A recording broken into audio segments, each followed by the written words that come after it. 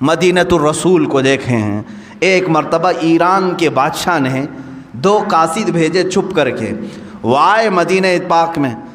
اور یہ زمانہ سیدنا عمر فاروق رضی اللہ تعالیٰ عنہ کا ہے، عمر ابن خطاب رضی اللہ تعالیٰ عنہ کا ہے. مدینہ میں وہ آئے، انہوں نے ڈھونڈنا شروع کیا.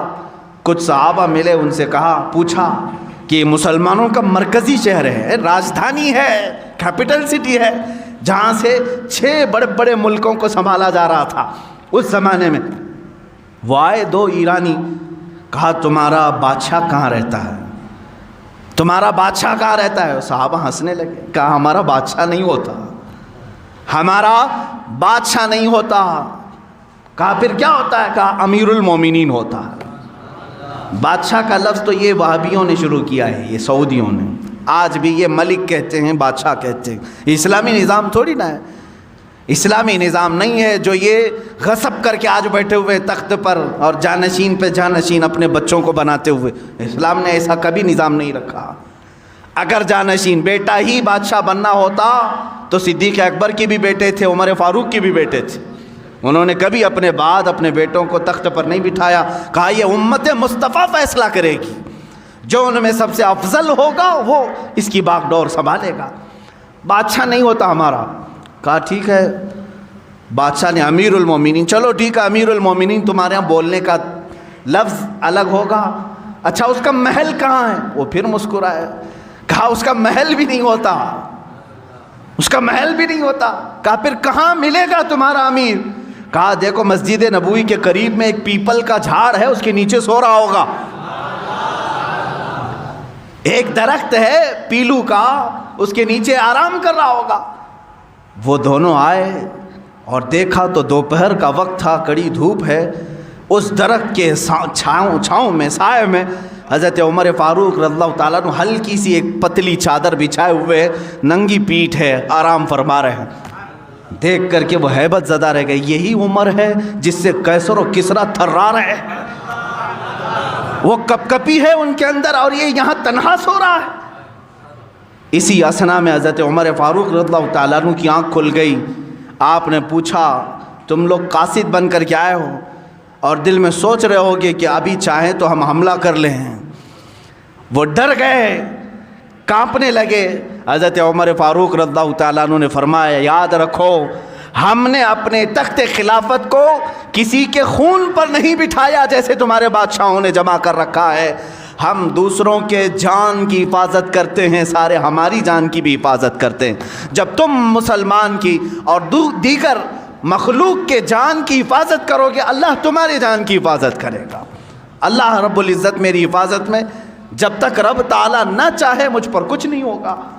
یہ توکل تھا، وہ یقین تھا. اور مدینہ طیبہ میں اس طرح سے آرام سے رہنے کی ایک وجہ یہی تھی کہ ان کا دل اندر سے پاک تھا کہ ہم سب کسی دوسرے کی جان کی ہم اس طرح سے بے حرمتی کرنا نہیں چاہتے. تو اللہ تعالیٰ جب تک نہ چاہے ہمارے ساتھ کچھ برا نہیں ہوگا. میرے عزیزو، آج کے حالات پر میں تھوڑی سی بات یہ کر دوں. یہ اسلامی اصول ہیں جو میں نے بتائے. ہیومن رائٹس کا سب سے بڑا سبق ہے اسلام میں، لیکن جو ہیومن رائٹس کے سب سے بڑے علمبردار ہیں آج، وہ امریکہ ہو، یورپ ہو یا UN اے، جس میں 1948 میں ایک اعلامیہ جاری کیا گیا تھا سن 1948 میں کہ ہر ایک دنیا میں رہنے والے انسان کو کچھ فنڈامنٹل رائٹس ہیں. ہر ایک کو تعلیم کا حق ہونا چاہیے، ہر ایک کو آزادی رائے کا، اظہار رائے کی آزادی ہونی چاہیے، مذہب کی آزادی ہونی چاہیے، کھانے پینے کا اس کا اپنا رائٹ ہے، فنڈامنٹل رائٹ ہے، شادی اس کا اپنا رائٹ ہے. یہ سب ایک اصول بنا کب؟ 1948 میں. اس سے پہلے کہاں تھے؟ ایک دوسرے کا حق مار رہے تھے. چلو ٹھیک ہے ہم مان لیتے ہیں 1948 کے بعد ہیومن رائٹس تمہیں پوری دنیا میں پھیلانے کا ایک شوق تو آیا، لیکن 70 سال کے بعد بھی امپلیمنٹ نہیں کر سکے. آج تک نہیں کر سکے. دادا گیری، گنڈا گردی آج بھی جاری ہے. کیا امریکہ جس زمین پر اترتا ہے وہاں کے انسانوں کا احترام کرتا ہے؟ کیا وہاں کے بچوں کا، وہاں کی عورتوں کا خیال کیا جاتا ہے؟ جاؤ اگر دیکھنا ہو تو عراق کی سرزمین بنجر کر کے رکھا ہے، جہاں سے سبزے بھی نہیں اگتے. اتنے بم برسائے انہوں نے، کیمیکل کے ہتھیار ملک شام پر ڈالے. لاکھوں کی تعداد میں بچے فنا ہو چکے، بے گھر ہو چکے ہیں، کچھ ایسے اولاد ہیں جن کی عمر 8 سال 9 سال، ماں بھی فوت باپ بھی فوت۔ کیا یہ ہیومن رائٹس ہے؟ کیا یہ انسانی حقوق ہے؟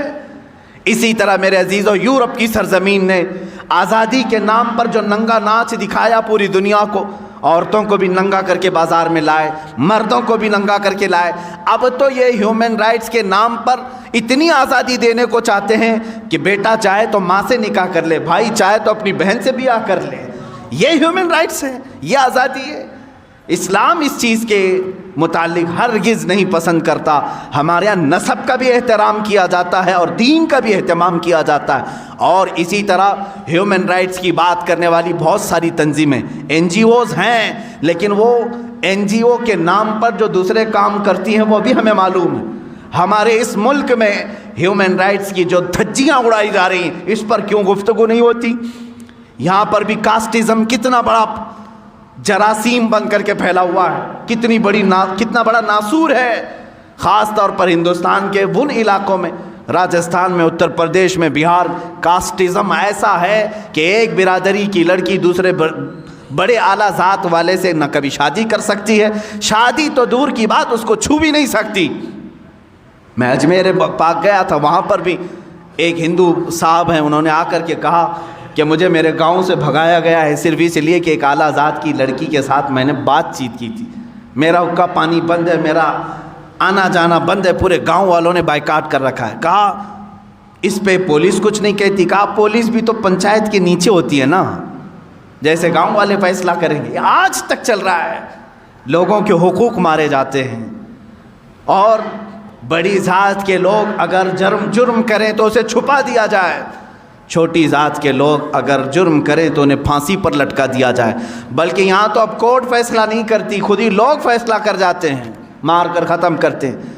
عزیزان گرامی وقار، میں پھر سے یہی بات کرنا چاہوں گا، اللہ کا ہزارہ نہیں کروڑہ احسان ہے، اس نے ایک پاکیزہ دین اسلام میں ہمیں پیدا کیا ہے، جہاں ہمیں اللہ رب العزت نے یہ کاسٹزم کے تمام فرق کو ختم کرنے کا حکم دیا۔ اللہ تعالیٰ نے فرمایا ہے کہ ان اکرمکم عند اللہ اتقاکم، تم میں کوئی بھی افضل نہیں، تم میں سب سے زیادہ افضل وہ ہے جس کے اخلاق سب سے اچھے ہوں گے، جو پرہیزگار سب سے زیادہ ہو، وہی افضل ہے، وہ چاہے کسی بھی چھوٹی برادری میں پیدا کیوں نہ ہوا ہو، وہ ہمارے لیے افضل ہے، تقوی سے افضل ہوگا۔ یہاں تک کہ سادات ہمارے ہاں بالکل محترم ہیں، حضور اکرم صلی اللہ تعالیٰ علیہ وسلم کی آل ہیں، لیکن خاندان کا یہ تعصب ان کے لیے بھی جائز نہیں۔ اگر کوئی یہ کہے میں سید ہوں مجھے ٹیکس دو، تو وہ جرأت کر رہا ہے دین اسلام میں وہ جرأت کر رہا ہے۔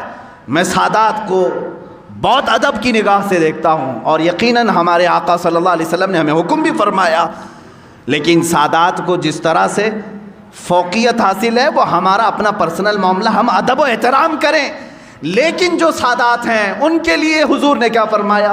اپنی بیٹی حضرت فاطمہ سے کہا تو عمل چھوڑنا مت، اعملی یا فاطمہ، اے فاطمہ نماز روزے حج و زکوٰۃ جو تم پر فرض ہیں اس میں کوتاہی نہ آنے پائے، یہ سوچ کر کے کہ میں رسول کی بیٹی ہوں عمل نہیں چھوڑنا۔ حضور نے اپنی بیٹی کو حکم دیا ہے، بعد کے آنے والی اولاد پر تو اور بھی زیادہ فرض ہے۔ عزیزان گرامی، کاسٹزم یا یہ خاندانی تعصب، اس چیز کو اگر کوئی لے کے آتا ہے، یہ خان ہے، یہ پٹھان ہے، یہ مرزا ہے، یہ سید ہے، یہ تمام تصورات اسلام میں نہیں ہیں میرے عزیز۔ ٹھیک ہے، پہچان کے لیے کوئی خاندان ہو سکتا ہے تمہارا، الگ تعارف کے لیے کوئی تمہاری برادری ہو سکتی ہے، لیکن کسی برادری کو کسی پر فوقیت حاصل نہیں ہے۔ اگر ایسا ہی ہوتا تو میں نے دیکھا ہے سادات ہمارے ہاں افضل خاندان ہے، اس میں ہمیں بھی معلوم ہے، لیکن جب بغداد مقدس کے سلطان الاولیاء سیدنا عبد القادر جیلانی قدس اللہ سرہ شریف کی بارگاہ میں جاتا ہوں، دیکھتا ہوں یہ سلطان الاولیاء ہے، قطب الاقطاب ہے، شہباز لامکانی ہے، قندیل سمدانی ہے، سارے ان کو اللہ تعالیٰ نے مقامات و مراتب عطا کیے۔ اب ظاہر سی بات ہے جو خود ولیوں کا سردار ہو وہ سادات میں سے بھی ہیں، حسنی سید ہیں، حسینی سید ہیں، ماں اور باپ دونوں کی طرف سے سید ہیں، ساری افضلیت جمع تھی، لیکن جب بیعت کرنے کی بات آئی، کس کے ہاتھ میں آپ نے ہاتھ دیا؟ ابو سعید مخزومی رحمۃ اللہ تعالیٰ علیہ، جو سید نہیں تھے، غیر سید کے ہاتھ میں آپ بیعت ہوئے۔ اب ہندوستان کے سلطان غریب نواز کی بارگاہ میں دیکھیں، سلطان الاولیاء، یہ خود بھی سید زادے ہیں۔ سرکار غریب نواز آل رسول میں ہیں، عطائے رسول بھی ہیں، لیکن پیر و مرشد خواجہ عثمان ہارونی سید نہیں ہیں۔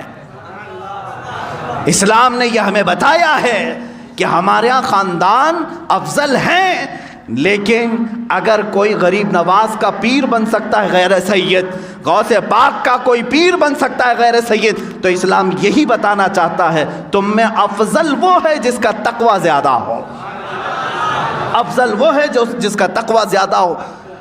عزیزان گرامی، ہیومن رائٹس کے متعلق بہت ساری باتیں ہیں، آج میں صرف اتنا میسج دینا چاہوں گا، اے مسلمانوں، میں حدیث رسول کے ذریعے سے تمہیں 5 چیزیں بتا کر کے جا رہا ہوں۔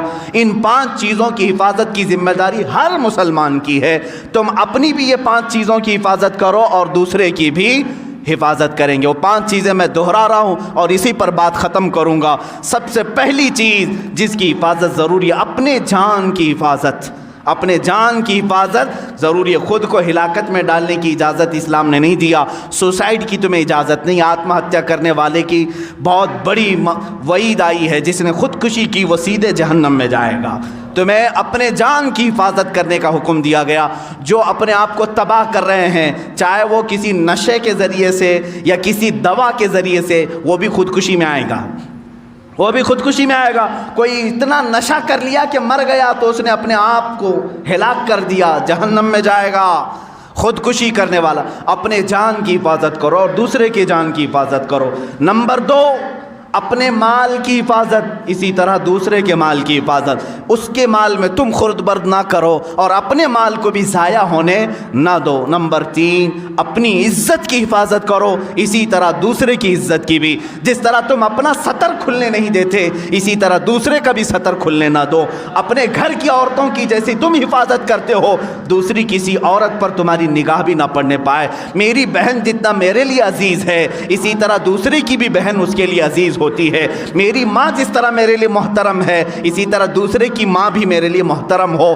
ہم سب عورتوں کی بھی حفاظت کریں۔ یہ 3 چیزیں ہو گئی۔ نمبر 4، اپنے نسب کا اہتمام کرو، حفاظت کرو کہ نسب خلط ملط نہ ہونے پائے۔ نمبر 5 ہے اپنے دین کی حفاظت کرو، دین میں کبھی کوئی دراندازی کرنے نہ پائے۔ تم آج دائرہ اسلام میں ہو، اس بات کی ہمیشہ کوشش کرتے رہو جب میری آنکھیں بند ہوں تو دین اسلام پر بند ہو، میں اٹھایا جاؤں تو میرا جنازہ اسلام پر اٹھایا جائے۔ اللہ رب العزت ہمیں ان 5 چیزوں کی حفاظت کی توفیق عطا فرمائے۔